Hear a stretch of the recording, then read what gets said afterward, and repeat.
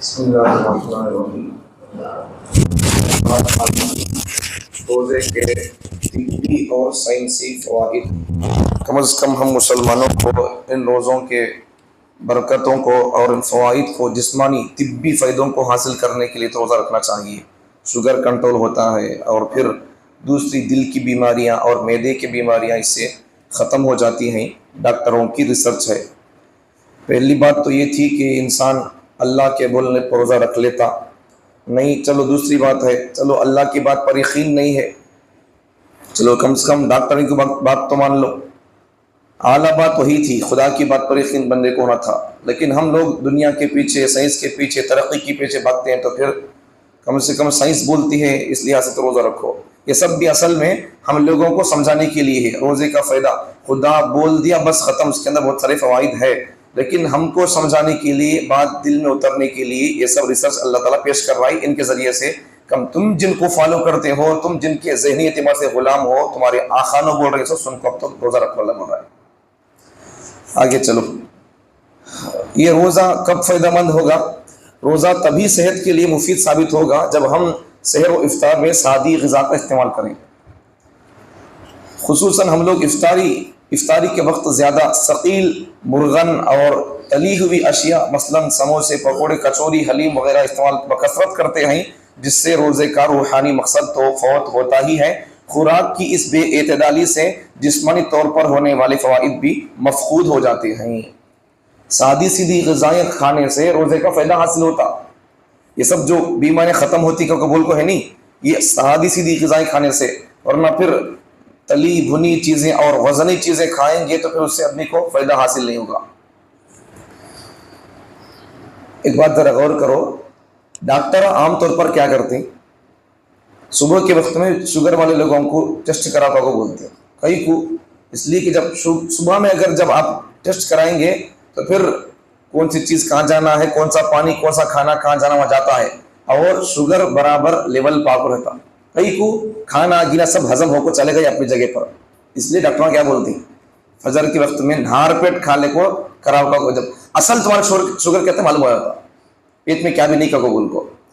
اب افطار میں دن بھر بھوکے رہے کو، دن بھر چکر آؤ برابر رہتا، وہ بھی افطار میں جب کھاتی نہیں ہمیں، پیٹ بھر کھا لیتی نہیں کیا، تب شوگر سو نہیں کتنے نمبر آئے کہ اتنے نمبر اوپر چلے جاتا کلاس کر کو۔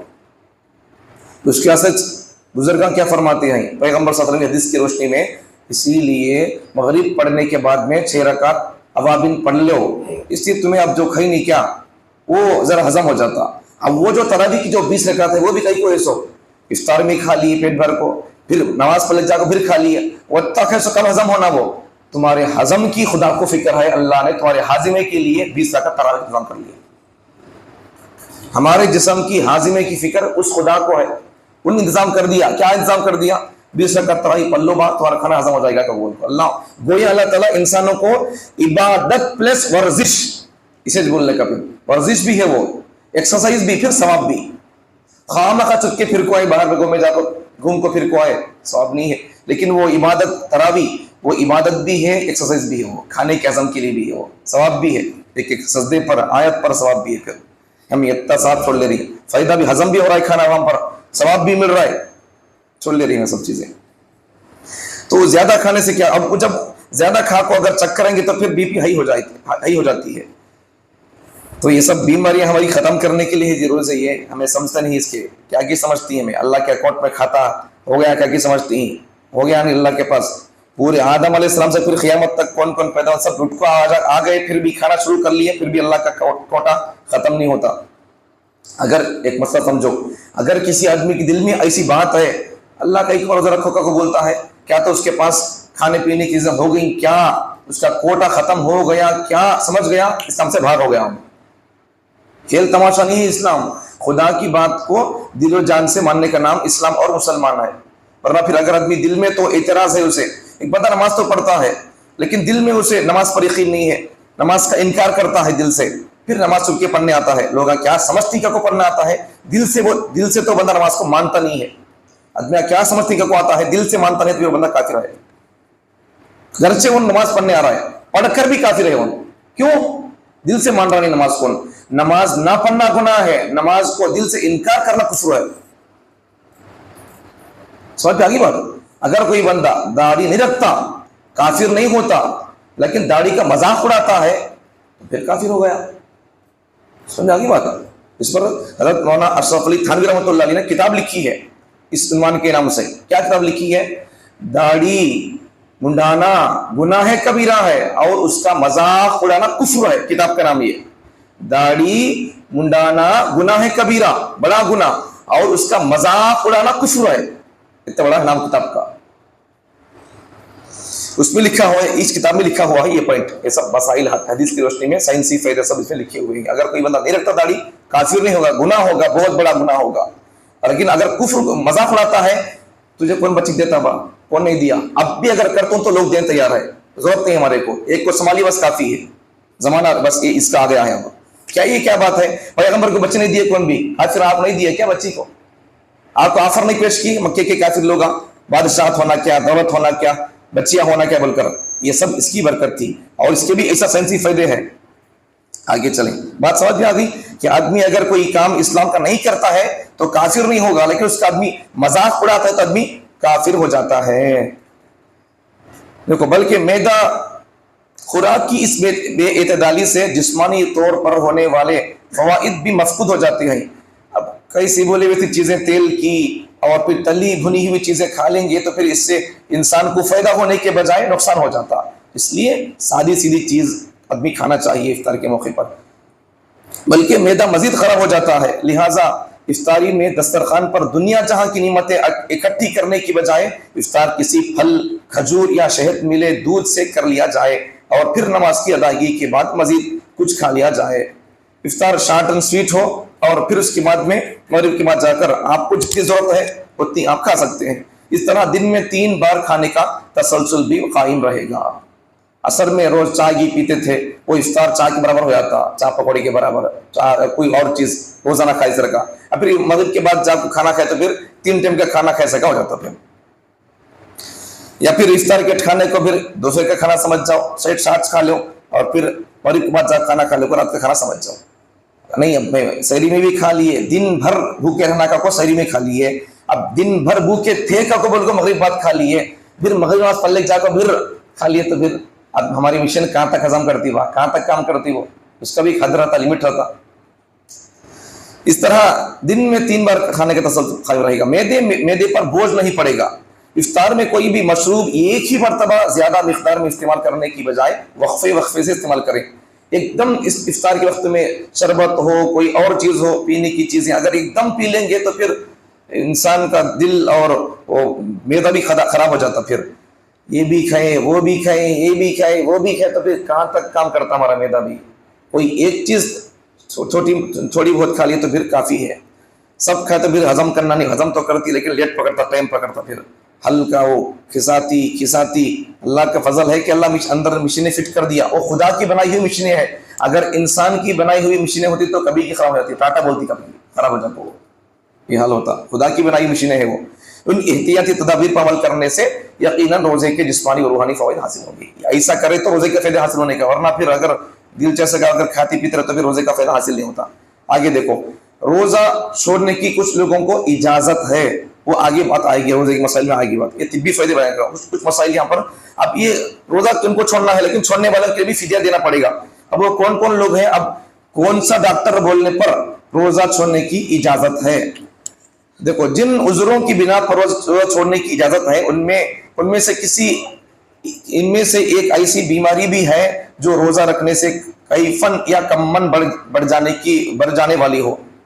روزہ رکھا تو بندہ جان نکلتا، مر جاتا، بیماری بڑھ جاتی، ایسا ہے تو پھر جو بیماریاں ہیں تو ایسی بیماری کے وقت میں ان کو سے ڈاکٹر کی بات پر یقین کرنا، مسلمان ڈاکٹر کی بات پر یقین کر کو روزہ چھوڑنا ہے یا پھر غیر مسلم ڈاکٹر کی بات پر یقین کر کو روزہ چھوڑنا ہے۔ آگے دیکھو، مگر اس صورت میں روزہ ترک کر دینا اس وقت جائز ہوتا ہے جبکہ کسی مسلمان متقی ڈاکٹر نے ترک روزہ کا مشورہ و حکم دیا ہو۔ مسلمان متقی ڈاکٹر شریعت کا پابند اور روزے کے فوائد جانتا ہو اور پھر اس کی بیماری کے بارے میں سے پورا معلوم ہو، روزہ رکھا تو فجر گولی کھا لے تو اسے مرتا نہیں کھائے تو کام چل جاتا، وہ سب اسے معلوم ہو، ڈاکٹر مسلمان ہے، متقی پرہیزگار ہے، تو सब उससे सब मालूम हो, जब उन बोलता है तो फिर नक्को का बोल फिर उसे छोड़ने की इजाजत है।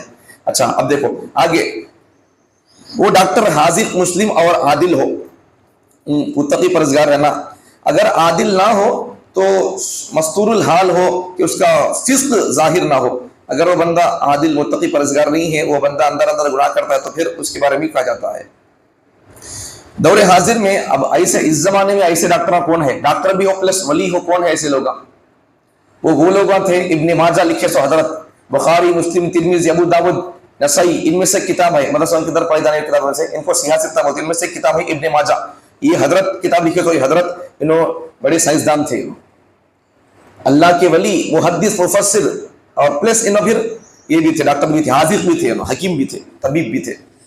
ऐसे लोग इस वक्त मुश्किल है मिलना, लेकिन जरूर है लोग ऐसे, नहीं क्यों को नहीं बोल सकते, मगर नापैद नहीं है, नहीं वो तो नहीं है। इसलिए ऐसी सूरत में एहतियात इसी में है कि तलाश और जुस्तजू से काम लेकर बाशरा डॉक्टरों से मशवरा किया जाए। अलबत्ता अगर कोई ऐसी जगह है जहां ऐसे डॉक्टर मैसर ही ना हो तो वहां गैर मुस्लिम और मुसलमान गैर अदल डॉक्टर के कौल पर भी एतमाद किया जा सकता है। मतलब क्या है, तो अगर कोई डॉक्टर गैर मुस्लिम है लेकिन उन मुसलमानों के रोज़ों की, मुसलमानों के धर्म की अदब एहतराम इज्जत करता है, उसे दुश्मनी नहीं है, सेकुलर है, हौला नहीं है, पागल नहीं है, दुश्मनी नहीं है, ताअस्सुब नहीं है, तो फिर वैसे आदमी अगर बोलता है तो फिर उसकी बात पर भी हमें एतमाद करते हुए रोजा छोड़ सकते हैं। लेकिन वो ये सब शराइत है। आगे रोजे में इंजेक्शन का मसला है, डरा सकते हैं नहीं डरा सकते। इंजेक्शन के बारे में एक बात है, रोजा तोड़ने के बारे में एक हदीस समझे आप, उसको आपसे उससे बहुत सारे मसाइल क्लियर हो जाएंगे। एक हदीस में नबी सल्लल्लाहु अलैहि वसल्लम फरमाते हैं, आयशा रज़ियल्लाहु अन्हा से हदीस में आगे हदीस है, वो नबी सल्लल्लाहु अलैहि वसल्लम फरमाते हैं रोजा टूटता है कैसा, पेट के अंदर कोई चीज गई मुंह के जरिए से तो रोजा टूट जाता है। इंसान के जिस्म में कोई चीज गई तो रोजा टूट जाता मुंह के जरिए से। अब इंसान के जिस्म से कोई चीज निकली तो इससे रोजा टूटता नहीं। ये हदीस का तर्जुमा कर रहा हूं मैं सादे अंदाज में। तो आप बताओ, अब इंजेक्शन जब डालते हैं तो फिर इससे पेट में कोई चीज जाती क्या? मुंह के जरिए से नहीं जाती है। अब देखो आगे, रोजे की हालत में इंजेक्शन खाह रगों में दिया जाए जैसे आम बीमारी में होता है, या गोश्त या पोस्ट में लगाया जाए जैसे डायबिटीज बीमारी के मरीजों को इंसुलिन पोस्ट के अंदर, उसे खाल के अंदर दी जाती है, पेट के अंदर दी जाती है, या पेट में लगाया जाए जैसे कुत्ता काटे हुए शख्स को पेट में इंजेक्शन लगाते सुई डालते हैं। सबका हुक्म यही है कि इनसे रोजा फासिद नहीं होगा। कितना आसान है रोजा रखने के लिए, कितने मसाइल देखो उलमा किराम लिखे हमारे वास्ते। रोजा छोड़ना को कबूल को इस मसले में अगरचे फुक़हा मुआसिरीन इस जमाने के फुक़हा ने माबैन इख्तिलाफ वाक़ई हुआ है, ताहम जमहूर उलमा का फतवा वो फैसला ये है कि इसका रोजा बाकी है, फासिद नहीं है। तो उलमा किराम क्या फरमाते हैं, रोजा टूटता नहीं इससे कहो बोलते हैं। रोजा टूटने के बारे में देखो, क्योंकि रोजा उस वक्त टूटता है जब सूरतन या मानन इफ्तार पाया जाए।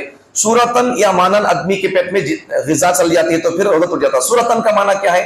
सूरतन का माना ये है कि मुंह से कोई चीज निगल लिया बंदा तो रोजा टूट जाता है, ये सूरतन ये। और मानन का माना क्या है? मानन इफ्तार ये है कि जौफ में ऐसी चीज पहुंचाई जाए जिसमें बदन के लिए फायदा वो नफा हो। पेट में कोई चीज पहुंचाई गई है लेकिन वो मुंह से नहीं, कोई और रास्ते से, पीछे रास्ते से पहुंचाई गई है चीज, पीछे के रास्ते से, शर्मगाह के जरिए से, ऐसे अगर किया जाता है तो इससे रोजा टूट जाता है। तो आगे और बहुत सारी तफसील आएगी। मनफज असली का मतलब क्या है? डायरेक्ट पेट में या फिर दिमाग तक कोई चीज पहुंचाई गई है, इसे बोलते हैं मनफज असली। अगर कोई बीमारी के लिए दवा ऐसा पहुंचाई गई है मनफज असली से, डायरेक्ट पेट में कोई चीज पहुंचाई गई है या डायरेक्ट दिमाग तक कोई चीज पहुंचाई गई है, तो दवा पहुंचाए उसका असर पेट में हो रहा है, पेट तक चले गया असर उसका, या फिर दवा का असर दिमाग को हो रहा है तो फिर डायरेक्ट उससे रोजा टूट जाता है। अब यहाँ वो नहीं हो रहा है, बुखारी सुन दवा लिए तो क्या जाने का है आगे। ये सब इससे खुलासा क्या है इन सब बातों का कि रोजा टूटता नहीं है। इंजेक्शन लगाने का मकसद के पेश नजर इसके जायज होने या मकरूह होने में इख्तिलाफ हो सकता है, लेकिन बिला जरूरत रोजे में इंजेक्शन लेना मकरूह है। चूंकि खामखा आदमी इंजेक्शन ले रहा है, ताकत की वास्ते नहीं लेना है। अगर जरूरत में लेना मकरूह ना होगा, जरूरत है, बीमारी है, बुखार है, कोई और बीमारी, तो लेना में कोई हरज नहीं है। जाहिर है कि दवा तो जरूरत है, बीमारी है तो फिर इंजेक्शन लेना जरूरत है, ضرورت کے وقت میں شریعت بھی اسے پرمیشن دیتی ہے، مگر غذا اور روزے کی حالت میں کوئی ضرورت نہیں ہے۔ روزے کی حالت میں کھانے کی کیا ضرورت پڑتی ہے، طاقت کی کیا ضرورت پڑتی ہے؟ نہیں، بلکہ روزے کی حقیقت کے خلاف ہے، لہٰذا اول صورت مکروہ نہیں، بیماری کی حالت میں سوندرا لینا مکروہ نہیں ہے، اور دوسری صورت میں روزے کی حالت میں طاقت کی وجہ سے سوند جاتا ہے بندہ تو وہ مکروہ ہے، لیکن روزہ توڑتا نہیں اس سے۔ روزے میں دوا زبان کے نیچے رکھنا، کچھ بیماریاں، دل کی بیماریاں کچھ ایسی ہوتی ہیں جن کو ان بیمار لوگوں کو دوائی زبان کے نیچے رکھنا پڑتا ہے، تو اس میں روزہ توڑتا ہی توڑتا ہے۔ خلاصہ، پوری تفصیل کا خلاصہ یہ ہے کہ اگر جن بیماریوں ڈاکٹر لوگ کہتے ہیں زبان کے نیچے دوا رکھنے کے لیے، اس سے دوا رکھنے سے ٹوٹتا نہیں روزہ۔ ہاں البتہ اگر بندہ دوائی زبان کے نیچے رکھ کر بندہ اس کا کچھ اثر حلق سے اترتا ہے تو پھر اس سے روزہ ٹوٹ جاتا ہے۔ واہ، علماء کو سلام ہے، کیا کیا مسائل لکھے ہماری آسانی کے لیے، ہمیں پڑھ سکتے ہیں سب چیزیں، بڑی بڑی کتاب اٹھا کو ہمارے لیے کتنی آسانی کر دی۔ دیکھو روزہ رکھو، آگے دیکھو خون یا گلوکوز، خون دینا ہو نکالنا ہو یا پھر گلوکوز بڑھتا چڑھنا ہو، اس کا وہی مسئلہ ہے۔ علماء فرماتے ہیں، بعض علماء اسے تھوڑی عطا کو بولتی ہیں، بعض علماء کیا فرماتے ہیں، خون یا گلوکوز چڑھانے سے روزہ نہیں ٹوٹے گا، کیونکہ یہ رگوں کے ذریعے پہنچایا جاتا ہے، خون ہو یا پھر گلوکوز ہو، رگوں سے نکالتے ہیں یا پہنچاتے ہیں، اسے روزہ ٹوٹتا نہیں۔ البتہ چونکہ نجس اور حرام، خون حرام ہے، نجس گندگی ہے، خون حرام، نجس اور حرام ہے، اور صرف سخت مجبوری اور اضطرار کی حالت میں اس سے انتفاع جائز ہے، لینا دینا سخت مجبوری کے وقت میں لینا دینا جائز ہے، اس لیے بغیر سخت مجبوری کے اس کا استعمال جائز نہ ہوگا۔ اور پھر ایسا مریض جس کو مجبوراً خون لینا پڑے عام طور پر روزے سے بھی نہیں رہ سکتا، اس لیے یہ صورت زیادہ تر فرضی ہے۔ غرض یہ کہ اگر کوئی حالت مجبوری میں لے تو درست ہوگا، دینا دینا کہ ابھی اس میں روزہ توڑنے کی بات نہیں ہے۔ دیکھو، اور اگر بضرورت لیا جائے، ضرورت پر آدمی دیتا لیتا ہے تو پھر اس کی اجازت ہو سکتی ہے۔